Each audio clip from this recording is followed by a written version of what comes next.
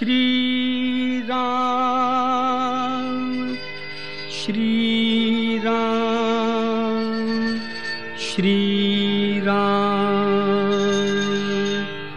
श्री राम श्री राम श्री राम। स्वये श्री राम प्रभु ऐकती, स्वये श्री राम प्रभु ऐकती, कुशलव रामायण गाती। स्वये श्री राम प्रभु ऐकती, स्वये श्री राम प्रभु ऐकती, कुशलव रामायण गाती, कुशलव रामायण गाती।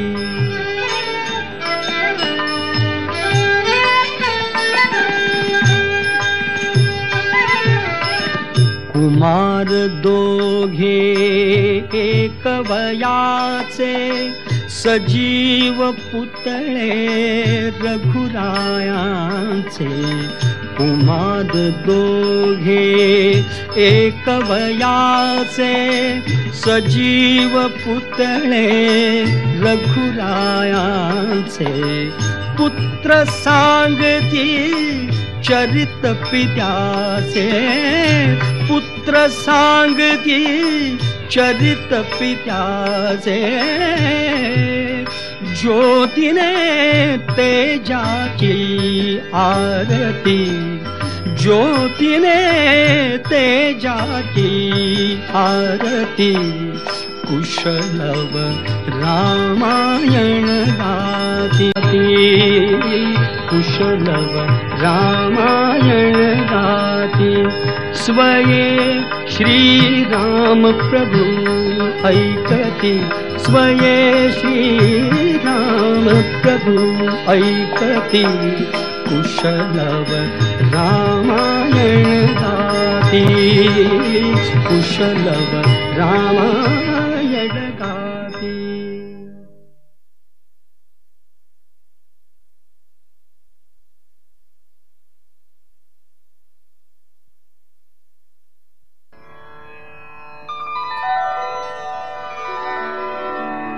श्रीरामांच्या यज्ञमंडपात तापस्वेश धारण केलेल्या कुशलवांचं रामचरित्र गायन सुरू झालं।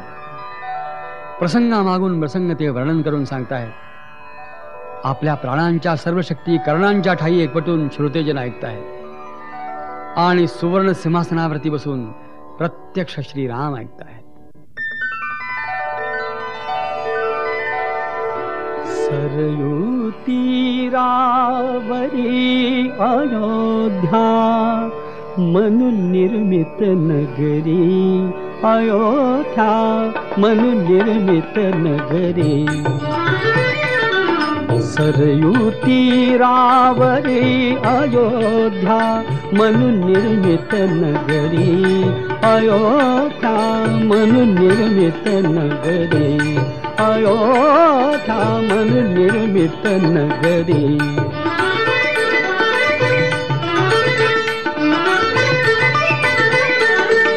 त्या नगरीच्या विशालतेवर उभ्या राहिल्या वास्तू सुंदर, मधुन वाहती मार्ग समांतर, रथबाजी गजपथिक चालती, नटुनी त्यांच्या बरे, ओ नटुनी त्यांच्या बरे, अयोध्या मनु निर्मित नगरी।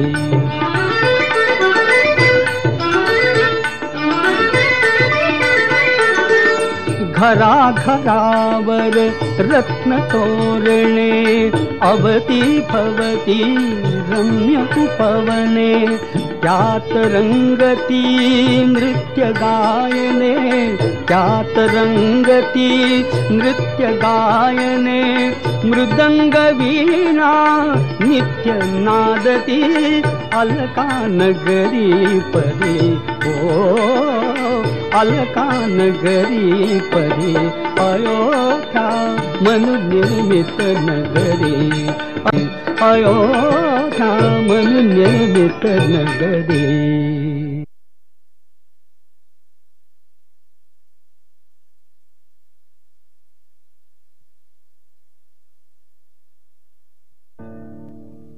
दशरथाने यज्ञाश्व सोडला. एका संवत्सरानंतर तो यज्ञ अश्व परत आला. राजा दशरथाच्या विनंतीनुसार ऋष्यशृंगाने यज्ञ मांडला आणि एका शुभवेळी त्या यज्ञ ज्वालेमधून एक रक्तवर्ण महापुरुष निर्माण झाला. तो महापुरुष म्हणजे साक्षात अग्निदेव होता आणि तो अग्निदेव आपल्या दुंदुभीसारख्या कणखर परंतु अतिशय मधुर अशा सादानी दशरथाला सांगू लागला, दशरथा घे हे पायसदान. दशरथा दशरथा घे हे पायसदान पायसदान. दशरथा घे हे पायसदान पायसदान. तुझ्या यज्ञी मी प्रगट झालो तुझ्या यज्ञी मी प्रगट झालो. हा माझा सन्मान. दशरथा दशरथा दशरथा घे हे पायसदान पायसदान. तव यज्ञाचे होय सांगता तृप्त झाल्या सर्व देवता. तव यज्ञाचे होय सांगता तृप्त झाल्या सर्व देवता. प्रसन्न झाले नृपा तुझ्यावर प्रसन्न झाले नृपा तुझ्यावर. श्री विष्णू भगवान. दशरथा दशरथा दशरथा घे हे पायसदान पायसदान. दशरथा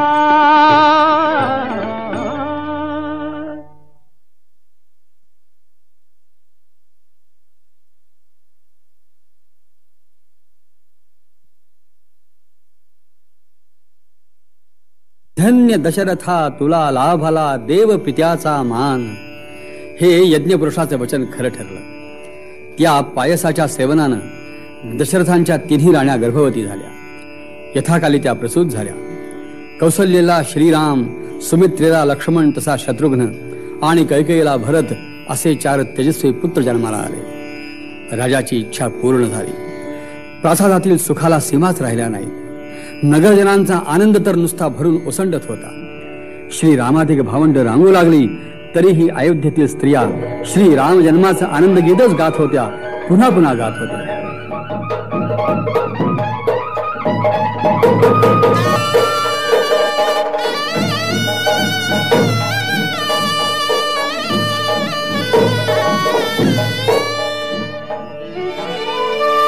चैत्र मास त्यात शुद्ध नवमी तिथी. गंधयुक्त तरीही वात उष्ण हे किती. 2 प्रहरी कागशिरी सूर्य थांबला. राम जन्मला ग सखी राम जन्मला. राम जन्मला ग सखी राम जन्मला. राम जन्मला ग सखी राम जन्मला.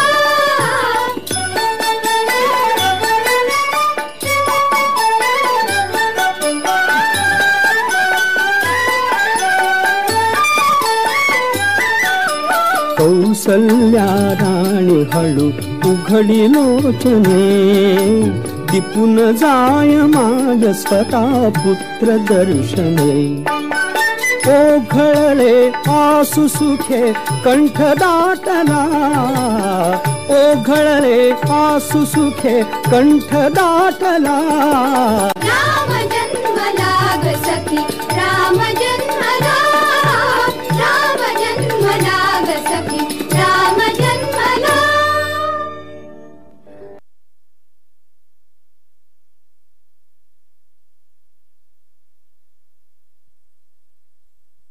श्री रामजन्माच्या या आनंद गीतातच अयोध्या मग्न होती.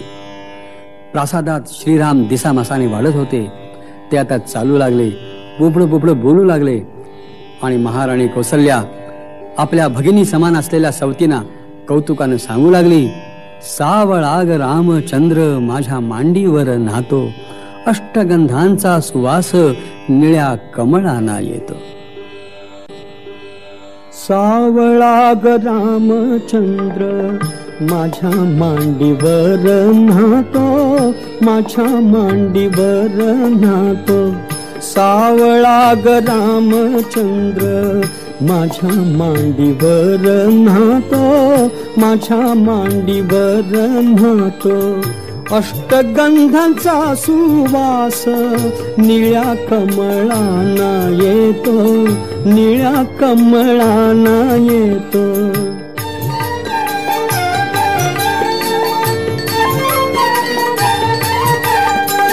सावळाग रामचंद्र माझ्या हाताने जेवतो, माझ्या हाताने जेवतो. सावळाग रामचंद्र माझ्या हाताने जेवतो, माझ्या हाताने जेवतो.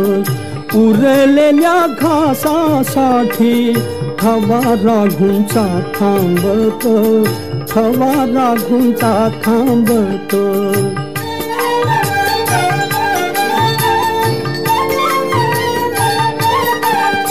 सावळाग रामचंद्र उद्या होईल तरुण, सावळाग रामचंद्र उद्या होईल तरुण.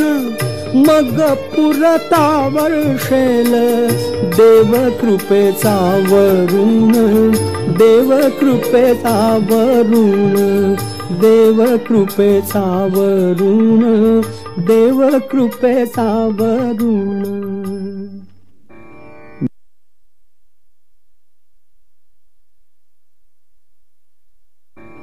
महाराणी कौसल्याचा सावळा रामचंद्र दिसामासाने वाढला. बालवयातच त्यानं धनुर्विद्या आत्मसात केली, धार्मिक ग्रंथ अभ्यासले. त्याच्या समवेत त्याची लक्ष्मणादी लहान भावंडही निष्णात झाली. आता ते सर्वजण राजसभेमध्ये येऊन बसूही लागले. आणि एके दिवशी राजा दशरथ पुत्रांसह वर्तमान राजसभेमध्ये बसलेला असताना महर्षी विश्वामित्र त्या ठिकाणी आले. राजानं त्यांचं आनंदानं स्वागत केलं आणि नम्रपणानं विचारलं की महर्षी, आपली काही इच्छा असेल तर सांगा, मी ती अवश्य पुरी करीन. राजाच्या या भाषणानं अत्यंत हर्षित होऊन विश्वामित्र म्हणाले, ज्येष्ठ तुझा पुत्र मला देई दशरथा, यज्ञ रक्षणास योग्य तोची सर्वथा. ज्येष्ठ तुझा पुत्र मला देई दशरथा.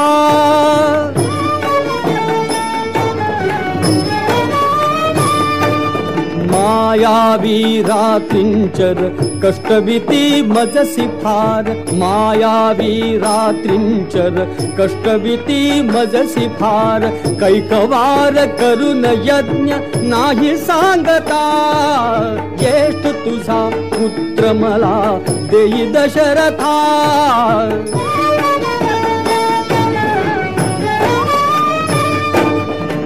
श्रीरामा तूच मान, श्रीरामा तूच मान, घेई तुझे चाप बाण. येतो तर येऊ दे, येतो तर येऊ दे अनुज मागुता. ज्येष्ठ तुझा पुत्र मला देई दशरथा, यज्ञ रक्षणास योग्य तोची सर्वथा. ज्येष्ठ तुझा पुत्र मला देई दशरथा.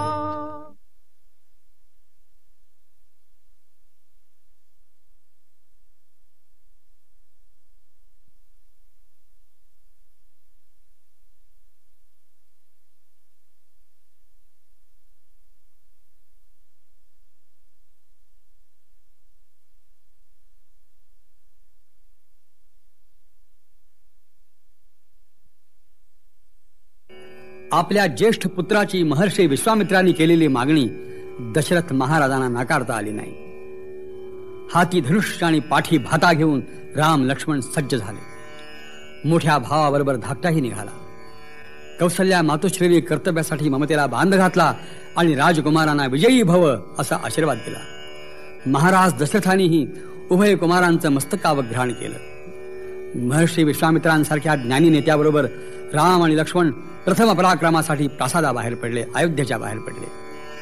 प्रवासामध्ये गुरुदेव विश्वामित्र त्या दोन्ही कुमारांना अनेक कथा सांगत होते, ज्ञानदान करीत होते.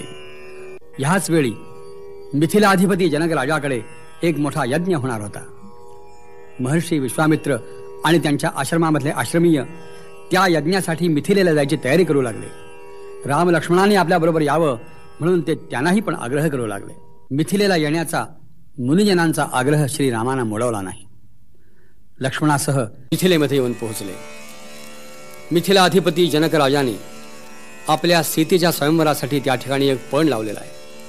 तो पण असा आहे की त्याच्याजवळ जे परशुरामाचं प्रचंड शिवधनुष्य आहे, त्या धनुष्याला जो प्रत्यंचा लावील त्यालाच सीता माळ घालील.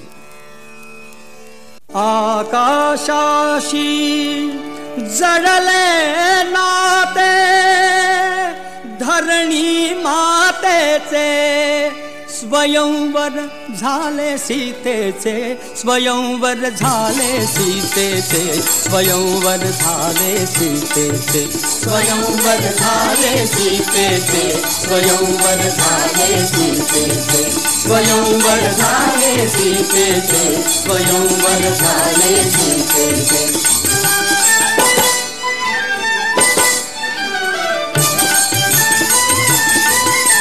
श्रीरामानी सहज उचलिले धनुशंकराचे, पूर्ण जाहले जनक नृपाचा हेतू अंतरीचे.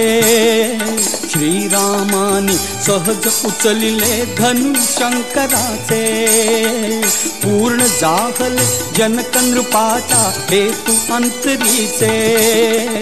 उभे ठाकले भाग्य सावळे समोद दुहितेचे, उभे ठाकले भाग्य सावळे समोद दुहितेचे. स्वयंवर झाले सीतेचे, स्वयंवर झाले सीतेचे, स्वयंवर झाले सीतेचे, स्वयंवर झाले सीतेचे.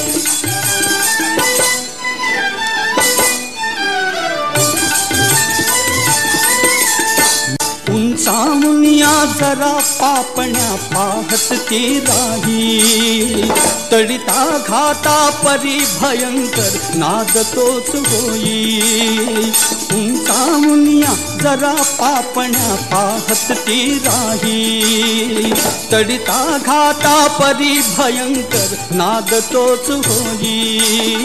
श्रीरामानी केले तुकडे दोन धनुष्याचे, श्रीरामानी केले तुकडे दोन धनुष्याचे. स्वयंवर झाले सीतेचे, स्वयंवर झाले सीतेचे, स्वयंवर झाले सीतेचे, स्वयंवर झाले सीतेचे.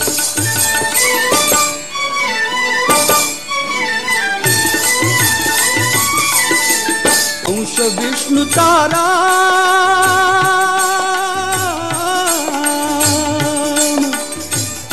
विष्णूचा राम धरेची तुहिता ती सीता. अंश विष्णूचा राम धरेची तुहिता ती सीता. गंधर्वांचे सूर लागले जय गीता गाता, गंधर्वांचे सूर लागले जय गीता गाता. आकाशाशी जडले नाते ऐसे धरणीचे, आकाशाशी जडले ऐसे नाते धरणीचे. स्वयंवर झाले सीतेचे, स्वयंवर झाले सीतेचे, स्वयंवर झाले सीतेचे, स्वयंवर झाले सीतेचे, स्वयंवर झाले सीतेचे, स्वयंवर झाले सीतेचे, स्वयंवर झाले सीतेचे, स्वयंवर झाले.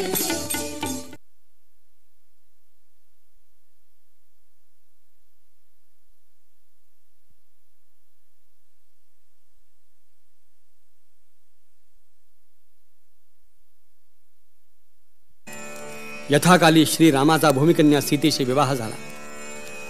श्रीराम कैलास शिखराप्रमाणे उत्तुंग आणि हिमधवल असलेल्या प्रासादामध्ये गृहस्थाश्रमींची सौख्य भोगू लागले. अत्यंत सुस्वरूप, ज्ञानी, महापराक्रमी, एकवचनी आणि तरीही शालीन असलेले श्रीराम साऱ्यांनाच अत्यंत प्रिय होऊन राहिले. श्रीरामांची एकंदर वागणूक पाहून वृद्ध दशरथ राजाला आनंदाचं भरत येत होतं. एकदा सहज त्यांच्या मनामध्ये आलं, हे राज्य आता श्रीरामांच्या स्वाधीन करावं आणि आपण विश्रांती सुखाचा लाभ घ्यावा. त्यांनी आपला हा विचार गुरुजन, मंत्री आणि कैकेयी जनकाधिक स्वकीयांच्या कानी घातला. त्या सर्वांनीच त्या विचाराला होकार दिला. प्रजाजन तर आनंदाने वेळेत झाले. दशरथाने प्रसिद्ध करून टाकलं, चैत्र मासी पुष्य नक्षत्रावरती श्रीरामचंद्र सिंहासनस्थ होणार, श्रीरामचंद्र अयोध्यापती होणार. या वार्तेनं सगळीकडे आनंद पसरला. प्रजाजन आनंदोत्सवात मग्न होऊन गेले. परंतु नेमक्या ह्याच वेळेला मंथरा नावाच्या एका दुष्ट कुबड्या दासीच्या मनामध्ये काही भयानक विचार आले आणि आपल्या मनामधले हे विचार तिने कैकेयीच्या मनात भरवायला सुरुवात केली. ती कैकेयीला म्हणते की कैकेयी, वास्तविक हे तुला समजायला हवं की ज्या वेळेला तुझा भरत आजोळी गेला या अयोध्येमध्ये नाही, अशीच नेमकी वेळ साधून दशरथ रामाला राज्याभिषेक करतो आहे, तेव्हा यामध्ये काहीतरी काळं बेरं असलं पाहिजे. वास्तविक राज्य तुझ्या भरताला मिळावं आणि राम इथून दूर वनात जावा, टळावा हे दिष्ट नाही का? तुला स्वतःला हे कळत कसं नाही? तू इतकी मूर्ख कशी? मंथरेचे हे भयंकर विचार प्रथम कैकेयीला आवडले नाहीत, रुचले नाही. परंतु मंथरेनं आपली चिकाटी काही सोडली नाही आणि तिच्या चिकाटीला इतकं भयानक फळ लवकरच आलं की मंथरेचे म्हणून जे विचार होते ते जणू काय आपले स्वतःचेच विचार आहेत असं वाटायला लागून त्या विचारांच्या मनस्वी आहारी जाऊन कैकेयीनं दशरथांना वळवून आणलं आणि त्यांनी तिला दिलेल्या 2 वरांची तिनं आठवण करून दिली. मोडू नका वचनास नाथा, मोडू नका वचनास, मोडू नका वचनास नाथा, मोडू नका वचनास. भरता लागी त्या सिंहासन, रामासी बनवास. मोडू नका वचनास.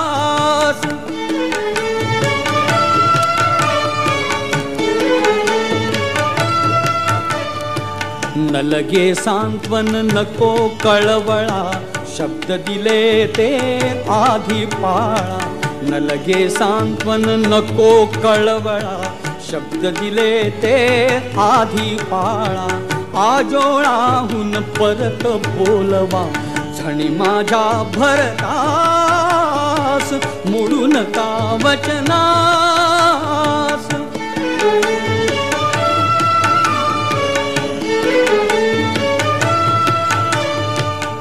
व्योम कोसळो भंगो धरणी, पुन्हा पुन्हा काही बलधरणी. व्योम कोसळो भंगो धरणी, पुन्हा पुन्हा काही बलधरणी. वरला भाविन मीन घ्यायची, वरला भाविन मीन घ्यायची. शेवटचाही श्वास, शेवटचाही श्वास.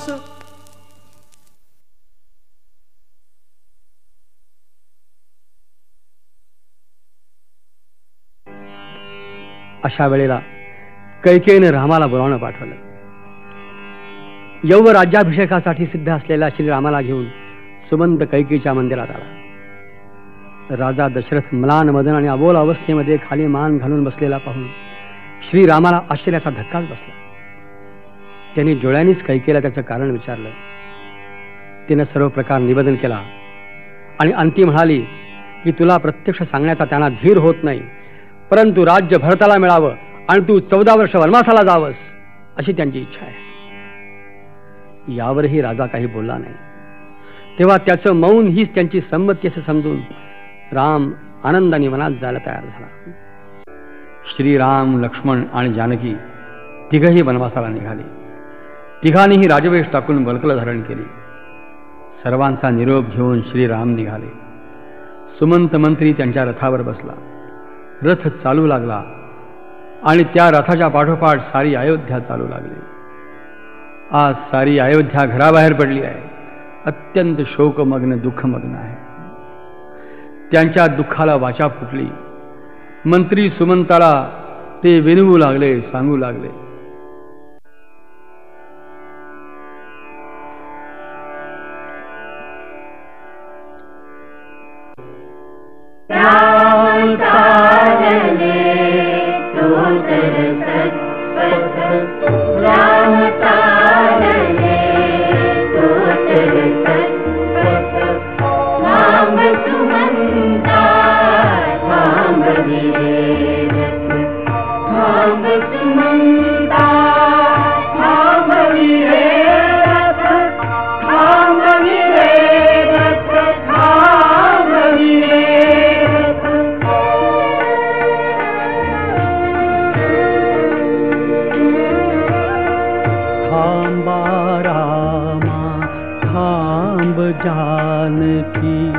चरण धूळ द्या धरू मस्तकी, काय घडे हे आज अकल्पित, आज अकल्पित, आज अकल्पित.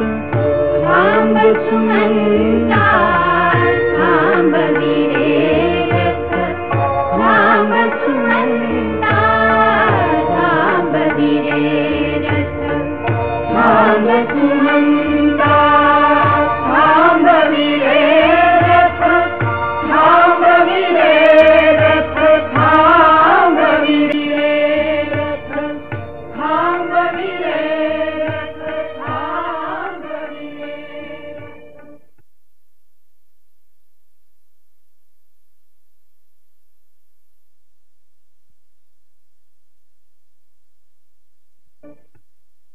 नगरजनांची आर्त प्रार्थना श्रीरामांचा रथ अडवू शकली नाही. बंधू लक्ष्मण आणि पत्नी जानकी यांच्यासह श्रीराम अयोध्येच्या बाहेर पडले.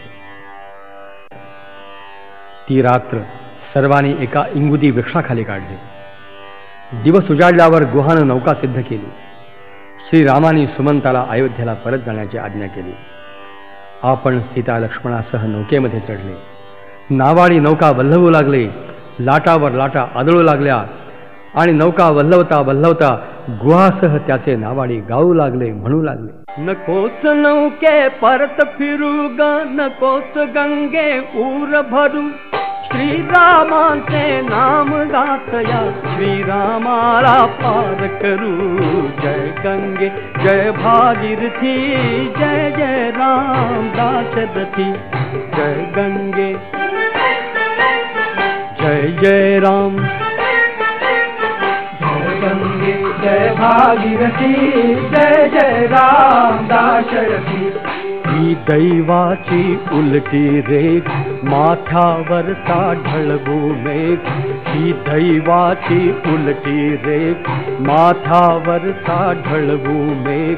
भाग्य आपुले आपुल्या हाते आपुल्यापासून दूर करू, आपुल्यापासून दूर करू. श्रीरामाचे नाम गातया श्रीरामाला पार करू. जय गंगे जय भागीरथी, जय जय राम दाशरथी. जय गंगे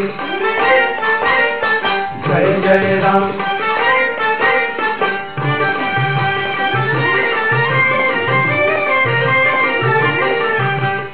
पावन गंगा पावन राम, श्री रामाचे पावन नाम. पावन गंगा पावन राम, श्री रामाचे पावन नाम.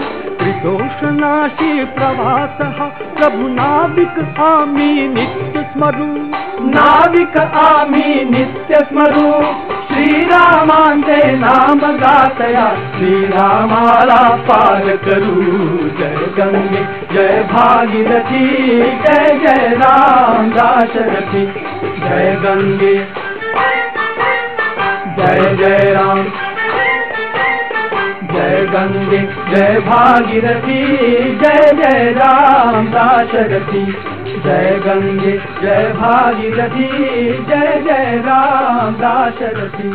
जय गंगे जय भागीरथी, जय जय राम.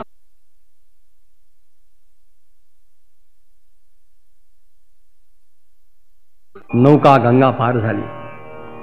वनवासी श्रीराम भार्या आणि बंधू यांच्यासह पुढे मार्गस्थ झाले. वाटेतील दिवस टाळण्यामध्ये आणि रात्री कुठेतरी वृक्षाखाली पर्णशय्येवर झोपून अयोध्येचं स्मरण करण्यामध्ये त्यांनी व्यतीत केल्या. असाच वनविहार करीत करीत ते तिघही चित्रकूट पर्वतावर पोहोचले. तिथल्या एका सपाट आणि मनोहर स्थळाकडे अंगुली निर्देश करून श्रीराम लक्ष्मणाला म्हणाले, या इथे लक्ष्मणा बांध कुटी, या इथे लक्ष्मणा बांध कुटी, या मंदाकिनीच्या तट निकटी, या मंदाकिनीच्या तट निकटी, या इथे लक्ष्मणा बांध कुटी, या इथे लक्ष्मणा बांध कुटी.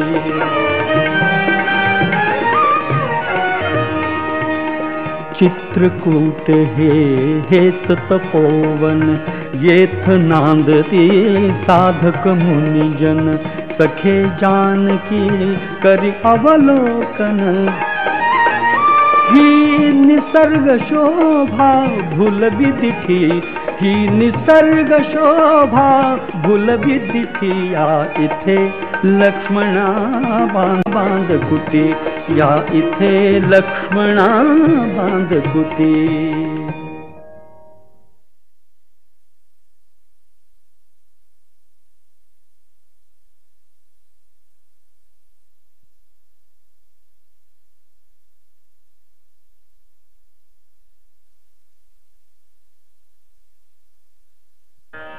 10 वर्षानंतर श्रीराम गोदावरी तटावर पंचवटीत आले. त्या मनोहर वनप्रदेशात त्यांची कोठी अत्यंत शोभून दिसू लागली. एकदा याच पर्णशाळेच्या ओट्यावर श्रीराम जानकी लक्ष्मणासह वार्ता विनोद करीत असताना एक अद्भुत स्त्री आश्रमाच्या अंगणात आली. अनुरक्तेसारखे अंगविक्षेप करीत धुंद डोळ्याने ती रामाला न्याहाळू लागली. हलके हलके मंजुळ स्वर काढून ती रामांशी बोलू लागली. ती म्हणाली,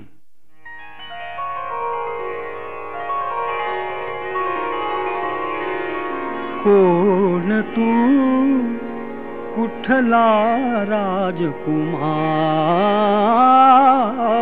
कुठला राजकुमार, कोण तू कुठला राजकुमार, कुठला राजकुमार. देह वाहिला तुला श्यामला, देह वाहिला तुला श्यामला, कर माझा स्वीकार. कोण तू कुठला राजकुमार, कुठला राजकुमार.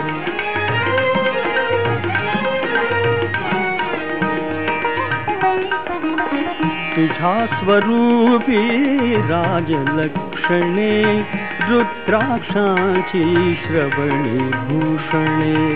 तुझ्या स्वरूपी राजलक्षणे, रुद्राक्षांची श्रवणी भूषणे.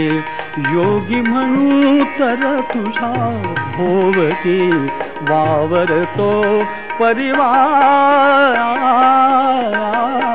कोण तू कुठला राजकुमार, कुठला राजकुमार.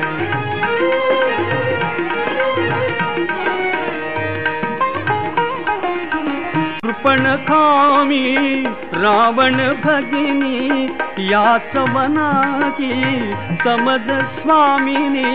अगणित रूपे घेऊन करीते, अगणित रूपे घेऊन करीते वनोवनी संचार.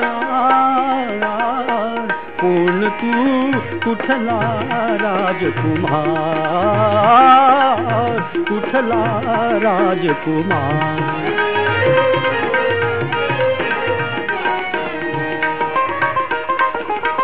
तुलान शोभे, तुलान शोभे ही अर्धांगी. दूर लोटती कुरुपत कृशांगी, समीप आहे तुझ्या तिसामी क्षणी करीते संहार कोण तू कुठला राजकुमार कुठला राजकुमार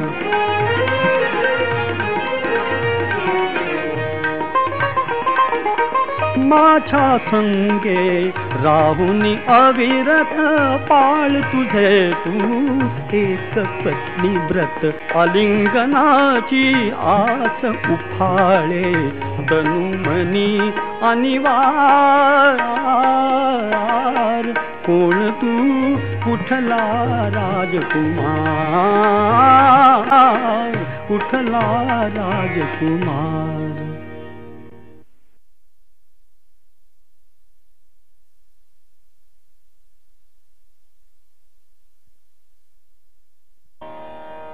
वडील बंधूंच्या आज्ञेसरशी लक्ष्मणानं खड्ग उपसलं आणि त्या शूर्पणखेचे नाक आणि कान छेदून टाकले.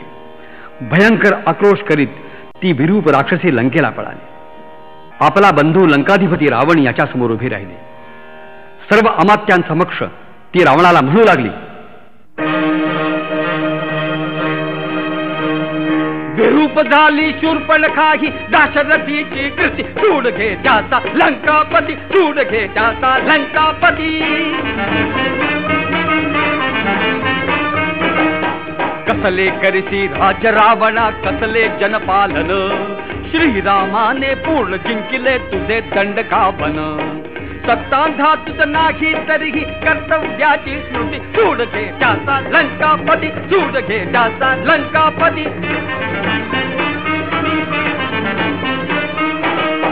वीस लोचने उघडून बघ या शूर्पणखेची दशा श्रीरामाच्या पराक्रमाने कंपित दाही दिशा तुझे गुप्तचर येऊन नचका वार्ता ही सांगती सूड घे त्याचा लंकापती सूड घे त्याचा लंकापती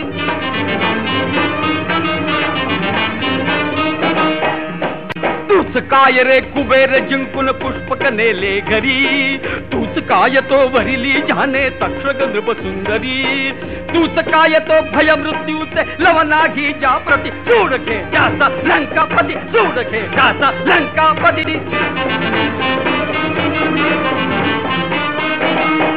तो रूपाने रेखीव श्यामल भूमीवरती स्मर त्याच्या संगे जनक कन्यका रतिहुनी सुंदर तुलाच साधून दिसेल 80 मोहकती युवती सूड घे त्याचा लंकापती सूड घे त्याचा लंकापती सूड घे त्याचा लंकापती सूड घे त्याचा लंकापती सूड घे त्याचा लंकापती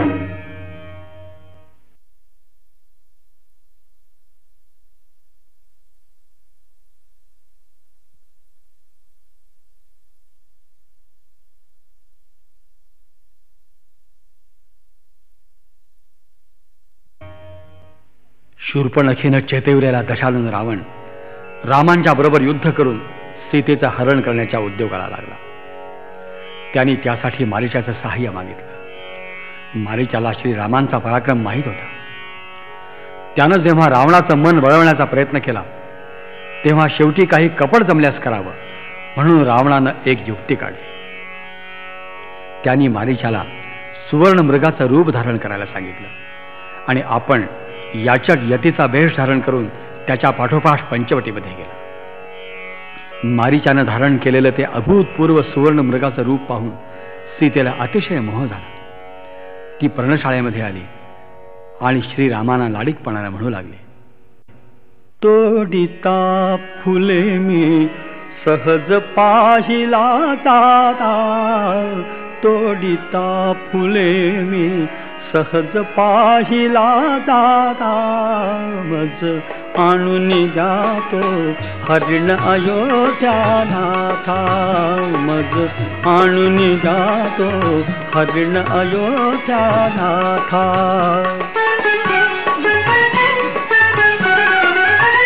झळकती तयाच्या रत्ने शृंगावरती नवमोह फुलासम सुवर्ण अंगावरती झळकती तयाच्या रत्ने शृंगावरती नवमोह फुलासम सुवर्ण अंगावरती हे नयन भाळले त्याच्या रंगावरती हे नयन भाळले त्याच्या रंगावरती ते इंद्र चापते पुच्छ भासले उडता मज आणून जातो हरिण अयोध्यानाथा मज आणून जातो हरिण अयोध्यानाथा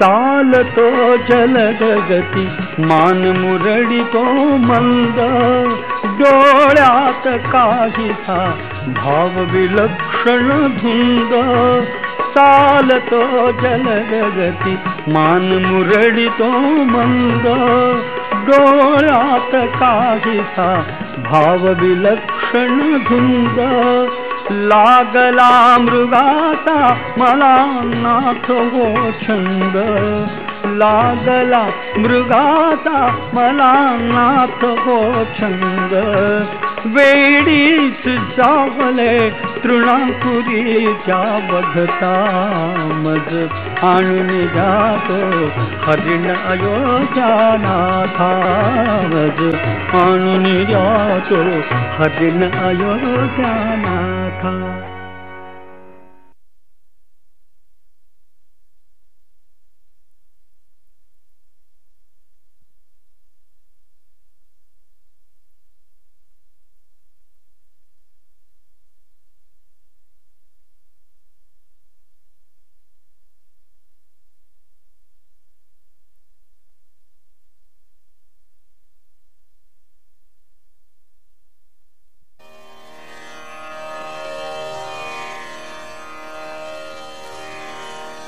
सीतेच्या हट्टासाठी श्रीराम धनुष्यबाण घेऊन त्या मृगाचा मागोवा घेत धावले. रामांचा बाण भरमी लागताच तो मायावी मारीच हा सीते हा लक्ष्मणा धाव धाव असं मानवी वाणीनं ओरडला. तो साद श्रीरामांच्या सादासारखाच होता. त्यामुळं इकडं पर्णशाळेमध्ये सीतेच्या शरीराला कापरं भरलं. श्रीरामांनाच काहीतरी अपघात झाला असावा ह्या कल्पनेनं तिने लक्ष्मणाला त्यांच्या शोधार्थ पाठवलं. आश्रमात ती एकटीच उरली. ती संधी साधून यतिवेश धारण केलेला रावण पुढं झाला. याचका थांबू नको दारात याचका थांबू नको दारात घननीळांची मूर्त बीज मी नकोस जाळू हात थांबू नको दारात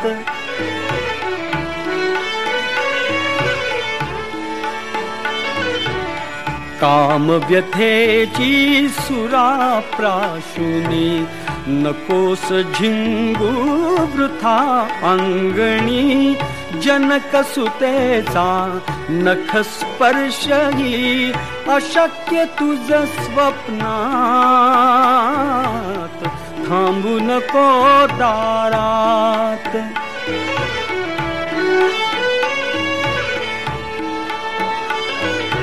धावा धावा नाथ रघुवर गजशुंडाये कमल कळीवर असाल तेथून ऐका माझा शेवटचा आकांत शेवटचा आकांत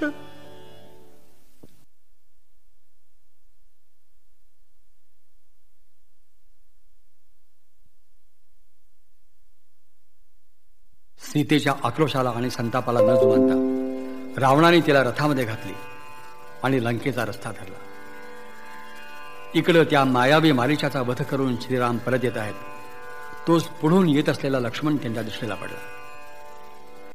त्यांनी विचारलं की लक्ष्मणा, जानकीला एकटी सोडून तू कसा आलास? त्या मायावी राक्षसानं माझ्यासारखा साथ काढून आर्त हाका मारल्या, त्यानं फसला तर नाहीस ना? यावर लक्ष्मण नम्रपणानं म्हणाला, हे सर्व मी देवी जानकीनं सांगितलं. पण त्यावर त्या मला अत्यंत कठोर वचनं बोलल्या आणि त्यांच्या इच्छेप्रमाणे मला इथवर येणं भाग पडलं. राम म्हणतायत की माझा डावा डोळा लावतो आहे, काहीतरी अशुभ घडलं असावं असं मला वाटत आहे. ते दोघे आश्रमामध्ये आले. पर्णशाळेमध्ये सीता नव्हती. कृष्णाजीनं आणि दर्भ अस्ताव्यस्त पडले होते. साऱ्या आश्रमाचीच कळा नाहीशी झाली होती. श्रीराम आजूबाजूला हिंडू लागले, शोध करू लागले. विरहानं व्याकुळ झालेल्या रामाने लता, वृक्ष, नद्या, वन्य मृग, जळ, पर्वत या सर्वांना हा आर्त प्रश्न विचारला, पण कुणीही उत्तर देऊ शकलं नाही.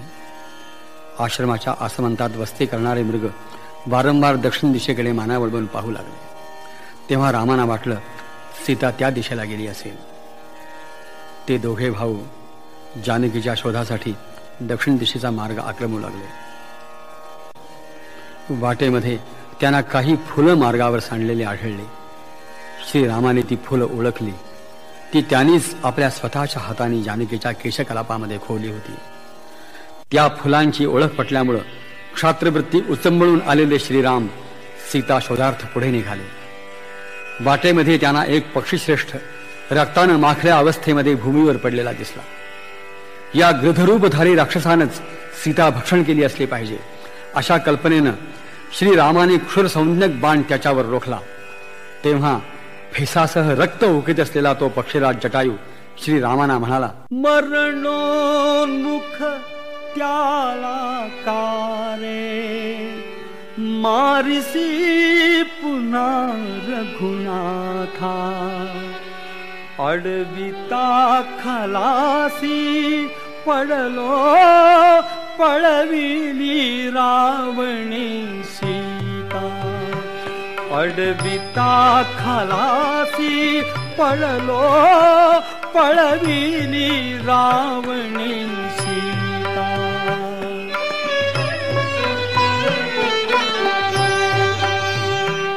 पाहिली जधी मी जाता रामाविण राणी सीता देवरही संगे नभता मी बळे उडालो रामा मी बळे उडालो रामा रोधिले रथाच्या पंथा अडविता खलासी पडलो पळविली रामने सीता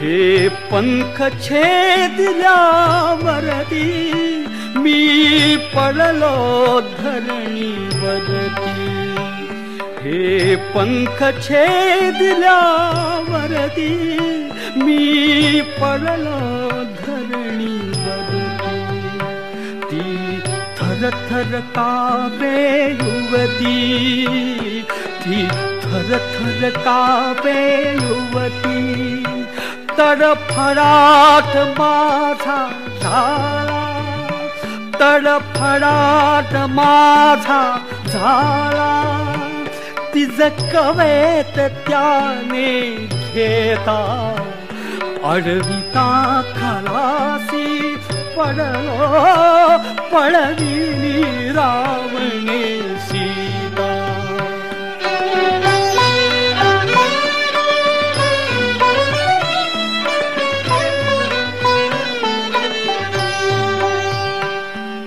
प्राण लोचनी पुरला मी तरी पाहिला त्याला मम प्राण लोचनी पुरला मी तरी पाहिला त्याला तो गगन पथाने गेला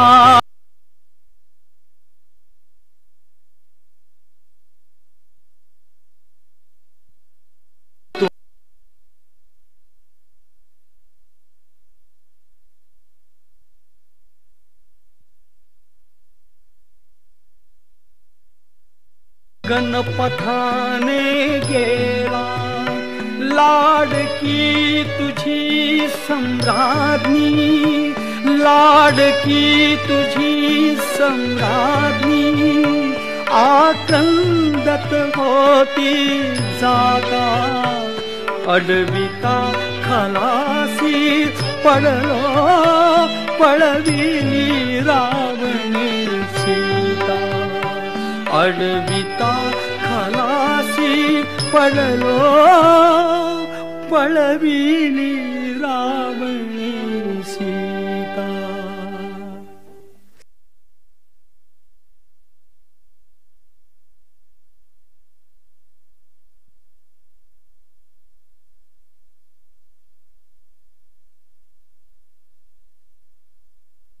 सीता रावणानेच पळवली आहे असं निश्चित सांगून पक्षीराज जटायूने देह ठेवला. पुढे श्रीराम आणि लक्ष्मण ऋष्यमुख पर्वतावर आले. सचिवोत्तम हनुमंतानं श्रीरामांची भेट घेतली. प्रथम दर्शनीच श्रीराम आणि हनुमंत यांच्यामध्ये स्नेहभाव निर्माण झाला. हनुमंतानंच श्रीराम आणि सुग्रीव यांची भेट घडवून आणली. दोघांची समयोचित बोलणी झाली आणि यानंतर सुग्रीवानं सीता शोधार्थ ते अष्टदिशांना पाठवले. श्रीरामानी हनुमंत या वीरश्रेष्ठ वानराजवळ आपल्या बोटातली एक मुद्रिका दिली. त्याच्याच हातून सीता शोधाचं कार्य निश्चित होईल असं त्यांना वाटलं. वायुपुत्र हनुमान महेंद्र पर्वतावर आरूढ झाला. नंतर त्याने लंकेचा आठव केला आणि आकाश मार्गाने उड्डाण केलं. तो त्रिकुटाचलावर येऊन पोहोचला. इंद्राच्या अमरावतीसारखी भासणारी लंका त्यानं दुरून अवलोकन केली. त्या संपन्न नगरीचं रक्षण करण्यासाठी बलाढ्य राक्षस सिद्ध होते. त्या नगरीमध्ये केवळ प्रवेश करणंही कठीण होतं. हनुमंतानं सूक्ष्म देह धारण केला आणि रात्री नगर धुंडाळण्याला प्रारंभ केला. लंकापती रावणाचा अंतःपुर देखील त्यानं धुंडाळलं, परंतु कुठेच मैथिली त्याच्या दृष्टीस पडली नाही. निराश होऊन तो अशोक वनाभोवती असलेल्या एका कोटावर येऊन बसला. सहज कुतूहलानं त्याने इकडे तिकडे पाहिलं. तो त्याच वनामध्ये एका वृक्षाच्या खाली एक सुंदर परंतु मलिन वसना कृशांगी अशी स्त्री बसलेली त्याने पाहिली. काही राक्षसी तिच्या भोवती पहारा करताहेत हेही त्यानं पाहिलं. त्यानं तिथून उड्डाण केलं आणि ती स्त्री ज्या वृक्षाखाली बसली होती त्याच वृक्षाच्या एका फांदीवर जाऊन तो बसला. रामाने केलेल्या वर्णनाशी तंतोतंत जुळेल अशी ही पहिलीच स्त्री त्यानं या लंकेमध्ये पाहिली. त्याची खात्री पटली की हीच ती रामांची स्वामिनी सीता असली पाहिजे आणि तो स्वतःशीच म्हणू लागला, हीच ती रामांची स्वामिनी, हीच ती रामांची स्वामिनी, हीच ती रामांची स्वामिनी, हीच ती रामांची स्वामिनी. मलिन कृशांगी तरी सुरेखा, धूमंकित की अग्निशलाका, शिशिरी तरी चंपक शाखा, व्रतधारिणी दिसे योगिनी रामांची स्वामिनी, हीच ती रामांची स्वामिनी.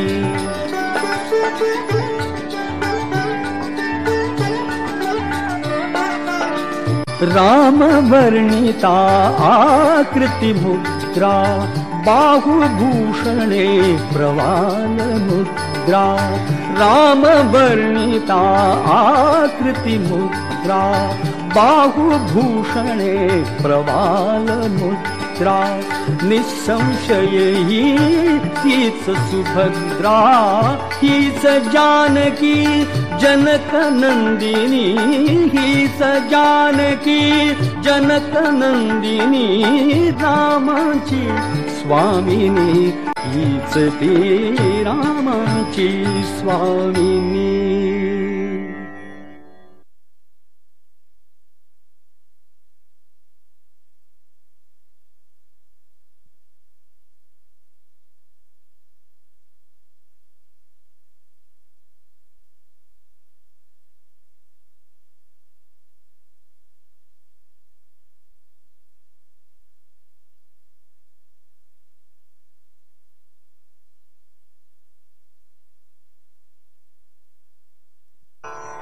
सीतेनं ती मुद्रिका ओळखली, हृदयाशी धरली आणि हेही ओळखलं की ज्या अर्थी याने ही मुद्रिका आणली आहे त्या अर्थी हा रामदूत असला पाहिजे. ही निश्चिती पटल्यावर ती रामाला ओळख पटावी म्हणून सीतेनं आपल्या जवळचा एक मणीही हनुमंतांच्या स्वाधीन केला. तिचा निरोप घेऊन तो निघाला आणि त्यानंतर आकाश मार्गाने तो परत श्रीरामांच्या पाशी आला. सीतेने दिलेला मणी श्रीरामाने अचूक ओळखला आणि अत्यंत आनंदाने हनुमंताला गाढ आलिंगन दिलं. असंख्य वानरासह राम लक्ष्मण दक्षिणेला निघाले. ते सर्वजण समुद्र तीरावर पोचले. श्रीरामाने नळाला आज्ञा दिली आणि नळाच्या अधिपत्याखाली असंख्य वानर सेतू बांधू लागले आणि सेतू बांधता बांधता उच्च रवाने गाऊ लागले. सेतू बांधा रे, सेतू बांधा रे, सेतू बांधा रे, सेतू बांधा रे, सेतू बांधा रे सागरी, सेतू बांधा रे सागरी, सेतू बांधा रे सागरी. सीतावर रामचंद्र की जय. सेतू बांधा रे, सेतू बांधा रे, सेतू बांधा रे सागरी, सेतू बांधा रे सागरी, सेतू बांधा रे सागरी. सीतावर रामचंद्र की जय.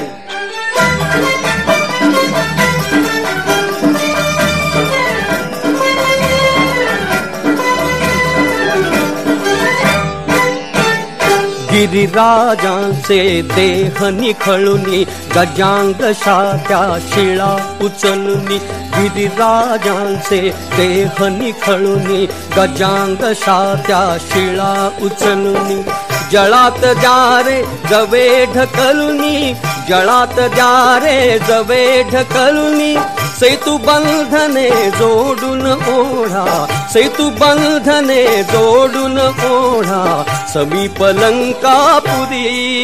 सेतू बांधा रे सागरी, सेतू बांधा रे सागरी, सेतू बांधा रे सागरी. सीतावर रामचंद्र की जय.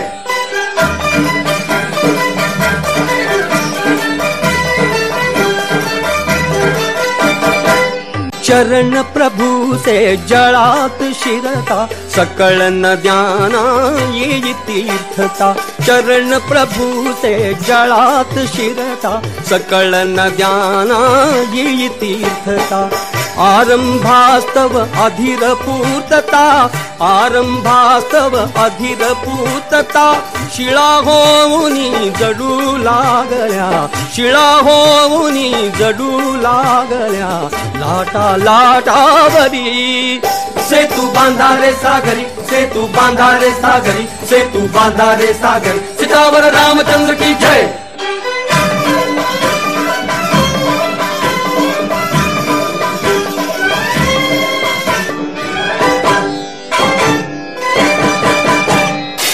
गर्जा गर्जा हे वानरगण, रघुपती राघव पतित पावन. रघुपती राघव पतित पावन, रघुपती राघव पतित पावन.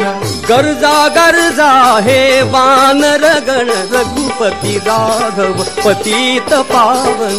जय लंकारी जानकी जीवन, जय लंकारी जानकी जीवन.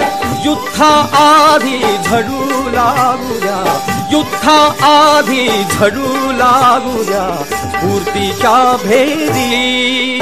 सेतू बांधा रे सागरी, सेतू बांधा रे सागरी, सेतू बांधा रे सागरी. सीतावर रामचंद्र की जय. सेतू बांधा रे सागरी, सेतू बांधा रे सागरी, सेतू बांधा रे सागरी. सीतावर रामचंद्र की जय.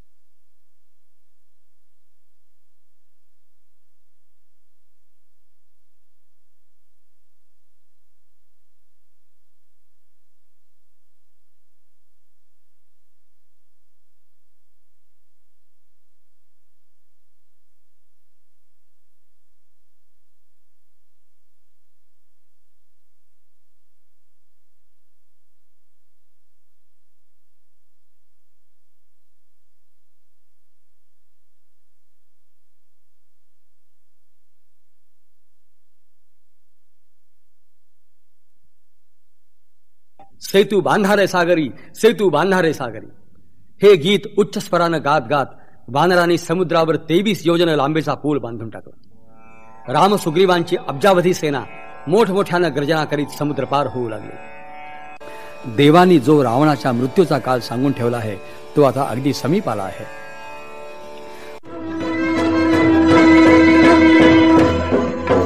नभा भेदुनी नाद चालले शंख दुंदुभींचे, चालले शंख दुंदुभींचे.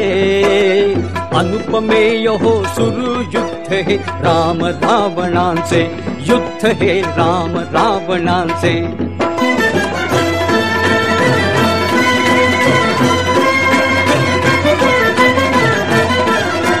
सशंक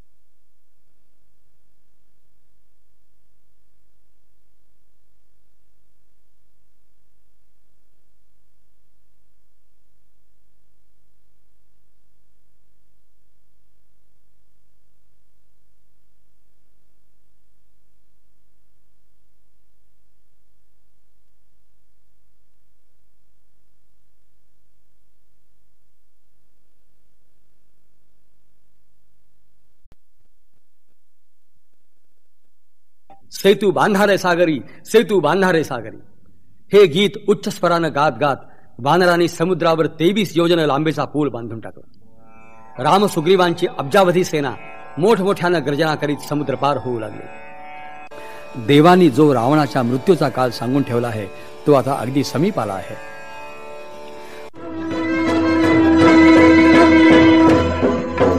नभा भेदुनी नाद चालले शंख दुंदुभींचे, चालले शंख दुंदुभींचे. अनुपमेय हो सुरू युद्ध हे राम रावणांचे, युद्ध हे राम रावणांचे.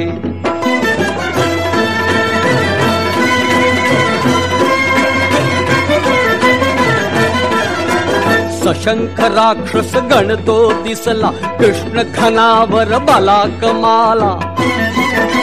मुखातुनी शत गरजे चपला, रणांगणावर कोसळले तो पाऊस बाणांचे. अनुपमेय हो सुरू युद्ध हे राम रावणांचे, युद्ध हे राम रावणांचे.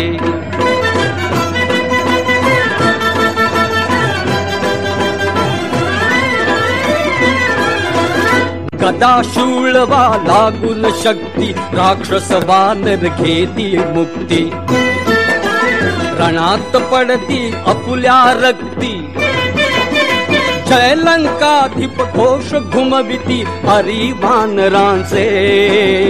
अनुपमेय हो सुरू युद्ध हे राम रावणांचे, युद्ध हे राम रावणांचे, युद्ध हे राम रावणांचे, युद्ध हे राम रावणांचे, युद्ध हे.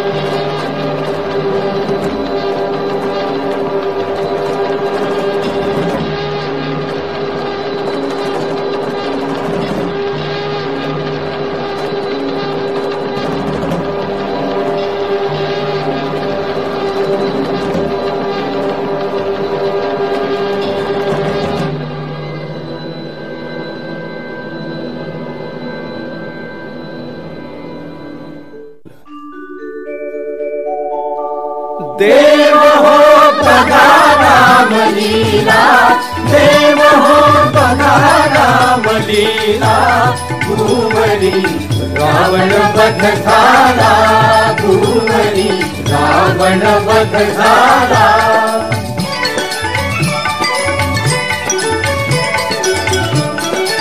दाही दिशांची मुखे उजळली, कंपरहित ती अवनी झाली. दाही दिशांची मुखे उजळली, कंपरहित ती अवनी झाली. रविप्रभेते स्थिरता आली, रविप्रभेते स्थिरता आली. पातली महत्भाग्य बेरा, पातली महत्भाग्य बेरा. भूवरी रावण वध झाला, भूवरी रावण वध झाला.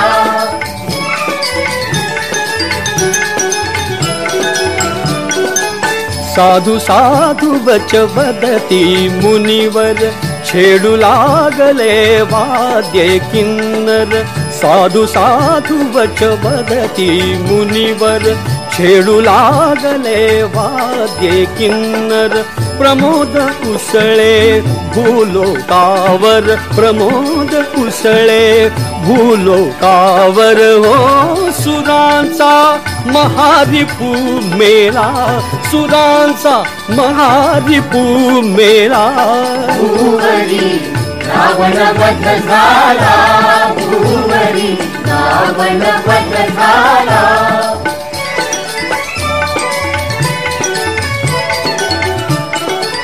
रणी जयाचे चाले नर्तन, नृपासहित ते विजयी कपिगण. रणी जयाचे चाले नर्तन, नृपासहित ते विजयी कपिगण. श्रीरामांचे करीती पूजन, श्रीरामांचे करीती पूजन. हो वाहुनी फुले पर्णमाला, वाहुनी फुले पर्णमाला. भूवरी रावण वध झाला, भूवरी रावण वध झाला. देव हो बघा रामलीला, देव हो बघा रामलीला, भूवरी रावण वध झाला, भूवरी रावण वध झाला.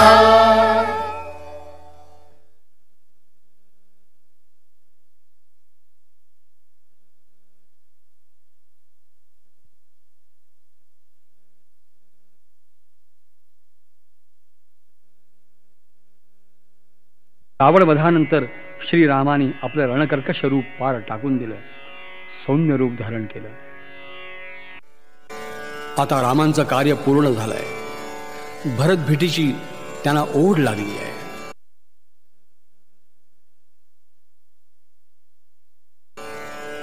विभीषणानं पुष्पक विमान तयार केलं. विमानामध्ये बसण्यापूर्वी रामाने न्यायासाठी आणि सत्यासाठी लढणाऱ्या आपल्या साऱ्या सहकाऱ्यांचा निरोप घेतला. त्यांना अयोध्येचं निमंत्रण केलं.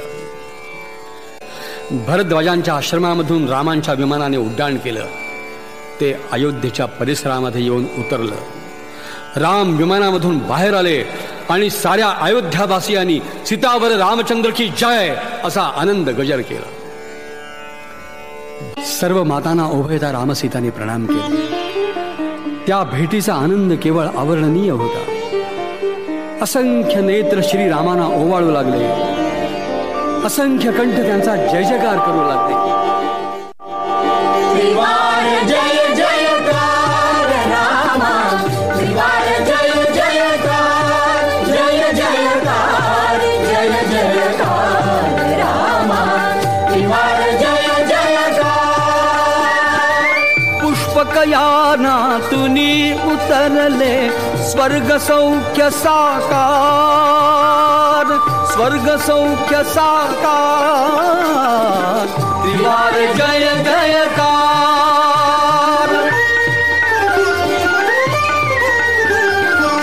तुला चिंतिते सुदीर्घ आयु, पुण्य सलीला सरिता सरयू, पुलकित पृथ्वी पुलकित वायू, पुलकित पृथ्वी पुलकित वायू, आज अहल्ये परी जाहला नगरीचा उद्धार, नगरीचा उद्धार.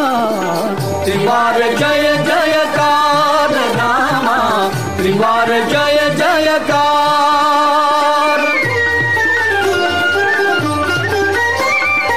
शिवचापा समविरह भंगला, स्वयंवरा समसमय रंगला. अधीर अयोध्यापुरी मंगला, अधीर अयोध्यापुरी मंगला.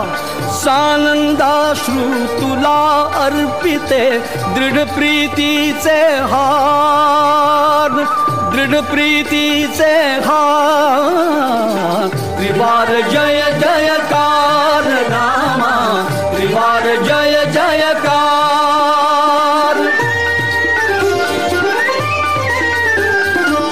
तव दृष्टीच्या पावन स्पर्शे, आज मांडिला उत्सव हर्षे.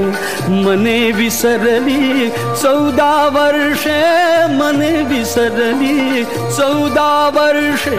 सुसज्ज आहे तव सिंहासन, करी प्रभो स्वीकार,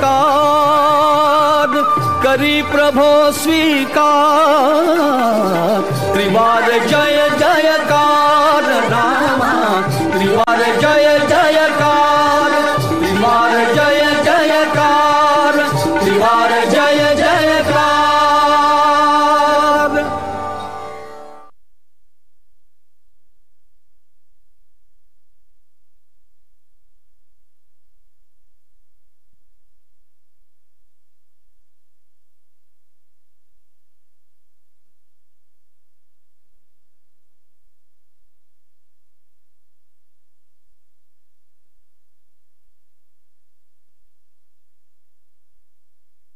रघुराजाच्या नगरी जाऊन, रघुराजाच्या नगरी जाऊन, गा बाळानो श्रीरामायण, गा बाळानो श्रीरामायण, गा बाळानो श्रीरामायण, गा बाळानो श्रीरामायण.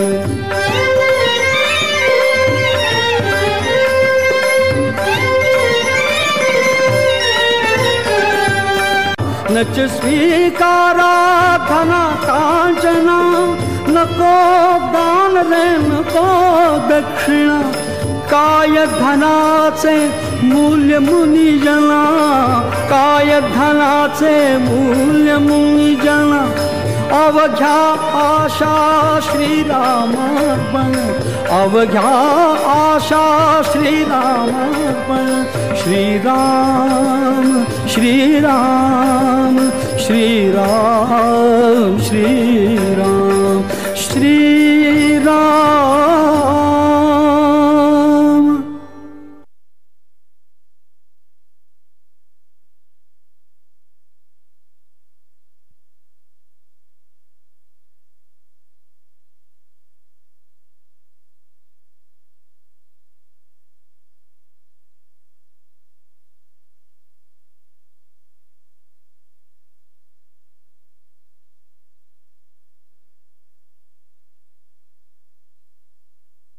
नको राहू दे, फुल लाईट दे. अशा प्रकारे आजचा हा कार्यक्रम संपन्न झालेला आहे आणि तुमच्या उत्साहावरून लक्षात येते की तो खूप छान झाला आहे. ब्लॅकआउट ब्लॅकआउट ब्लॅकआउट ब्लॅकआउट दे.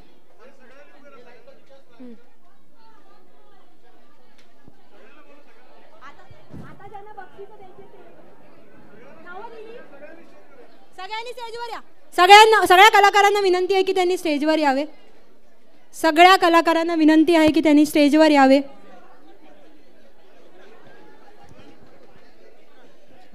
या या या सगळेजण स्टेजवर या. काय फोटो काढेल.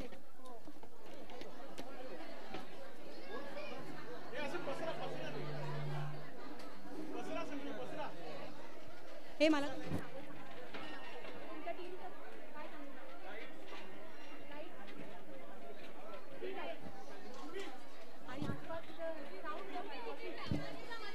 मला विशेष आभार मानायचे तिथे आजचे लाईट्स होते सी लाईट्स यांचे. हो हो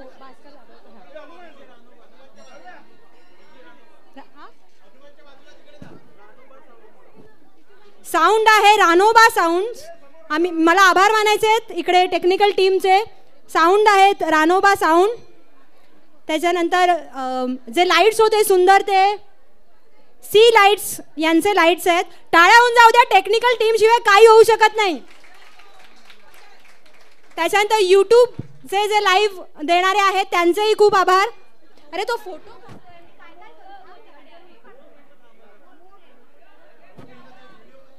प्रेक्षकांचे आभार. आणि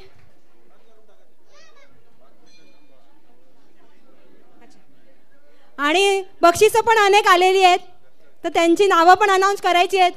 जरा आणून द्या बक्षीस.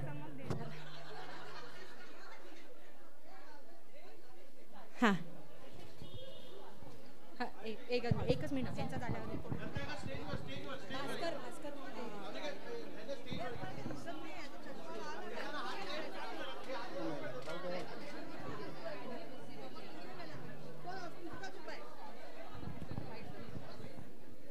उपस्थित सगळं बंधू भगिनींनो, आपल्या गावांतील अरुण जोशी आणि त्यांच्या पत्नी कैलासवासी पत्नी विद्या जोशी या दोघांनी मिळून आपल्या मंदिराला 11 लाख रुपये दिलेले आहेत. आणि ह्या 11 लाखाच्या व्याजामधून त्यांनी आम्हाला पत्र दिलेलं आहे की तुम्ही ह्या व्याजातून आपल्या मंदिरात जे सांस्कृतिक कार्यक्रम होतील ह्याला मदत करायची, ह्याला पैसे द्यायचे. त्यामुळे आम्ही हा 15,000चा चेक आम्ही ह्यांना देतो.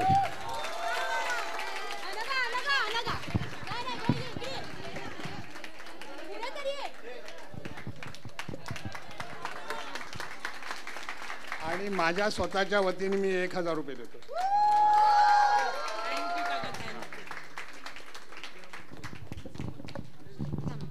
एक मिनिट. आता सगळ्यांची बक्षिसं ज्यांनी दिली त्यांची नावं. विशेष कौतुक शिल्पा सामंत यांच्याकडून गीतरामायण नृत्य नाटिका. आणि कोण आहे? हर्षला देसाईंकडून हा खाऊ आलेला आहे. अमित सामंत यांच्याकडून बक्षीस आहे. विद्या वैद्य यांच्याकडून बक्षीस आहे. आणि भास्कर त्यांचा आडनाव मला आता मेहर यांच्याकडूनही बक्षीस मिळालेलं आहे. युगीन सामंत यांच्याकडून बक्षीस आलेलं आहे. तुमचं सांगितलं मी ना. या या या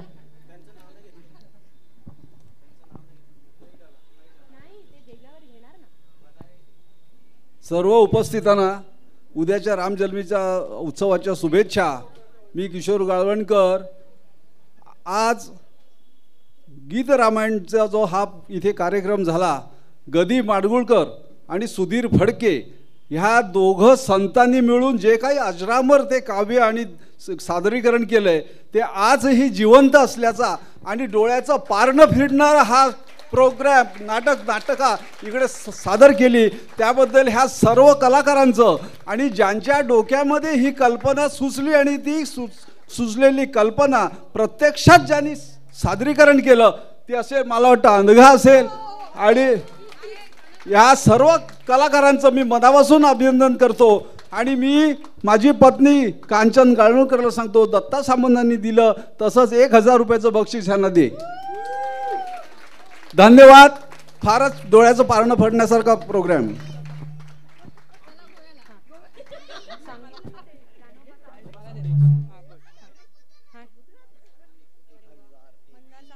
मंदार सामंत यांच्याकडूनही बक्षीस आलेले आहे. निनाद तिरोडकर यांच्याकडूनही बक्षीस आलेले आहे. मला वाटतं आपण प्रोफेशनल आता कार्यक्रम नाट्यगृहात लावायला हरकत नाही ना. येणार ना बघायला. नमस्कार. माझं कौतुक झालं. मला खूप आनंद होत आहे. ही कल्पना माझी असली हा जो नाट्यप्रसंग होता तो एक अनघाचा होता, पण हे सगळे माझे अवयव आहेत, ते त्यांना मी विसरून चालू शकत नाही. बाह्य अवयव आणि आंतर अवयव सगळे ते आहेत. त्यांनी सगळ्यांनी प्रॉप्स घरी बनवलेले आहेत. आम्ही जो कॉस्ट्यूम रेडी केलेला आहे तो घरगुतीच आहे. एकमेकांचे एक्सचेंज पण केलेले आहेत. आमच्या पालकांनी आम्हाला त्याच्यामध्ये भर घालून नवीन नवीन प्रकारचं काहीतरी करून दिलेलं आहे. बाहेरच्या आम्ही हार्डली 1% गोष्टी आणलेल्या आहेत. सो या सगळ्या माझ्या फ्रेंड्ससाठी प्लीज परत एकदा टाळ्या.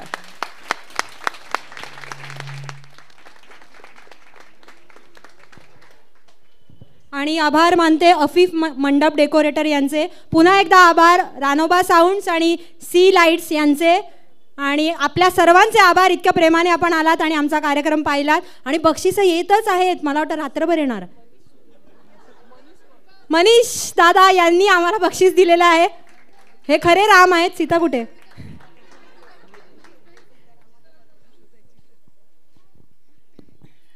मला अजून ॲड करावं असं वाटतं की आमच्या सगळ्यांच्या घरातून जो आम्हाला सपोर्ट मिळाला त्याच्यामुळे आज आम्ही हे सगळं करू शकलो आहे. कारण अगदी कुठल्याही वेळेला आम्ही प्रॅक्टिस करत होतो आणि कितीही वेळ करत होतो, पण ते सगळ्यांच्या घरातल्यांनी ॲडजस्ट करून घेतलं आणि सगळ्यांनी समजून खूप सपोर्ट केला आम्हाला. त्यांचेसुद्धा खूप आभार. थँक्यू. आणि सर्वात महत्त्वाचं खूप खूप आभार संस्थान श्री राम मंदिर अर्नाळा यांचे. जागा उपलब्ध करून दिली, स्टेज, सगळंच. असंच दरवर्षी आमच्यावर प्रेम करत राहा. हा बक्षीस. आणि सर्वात महत्त्वाचं अमृताचं हे करायला पाहिजे. तिचं निवेदन नेहमी सुरेख असतं, इम्प्रॉम्प्टो असतो. हे तिचं खरं वैशिष्ट्य आहे. कधीही न लिहिता न हे करता तिचं खरंच खूपच मला कौतुक वाटतं. आमची सर्वात लहान बहीण आहे ती, पण तिचं विशेष कौतुक. तिचं कोणी धन्यवाद, तिला कोणी बिचारीला बक्षीस देत नाही. भेटा ना. हां मग ठीक आहे. थँक्यू, सर्वांचे आभार. अरे रात्रभर थांबू आपण असे येणार असतील तर. कोण कोण राजू काका सामंत यांच्याकडून बक्षीस आलेलं आहे. Thank you so much. इतका बक्षिसाचा तुम्ही आमच्यावर वर्षाव केला, प्रोत्साहन दिलं, त्याबद्दल खूप खूप आभार. आणि कार्यक्रम समाप्त झालेला आहे असं मी घोषित नाही करत आहे. काय दरवर्षी आम्ही असं करणार, असाच तुम्ही आम्हाला सपोर्ट करत राहा. डन. चला, थँक्यू सो मच. खूप खूप आभार. बस.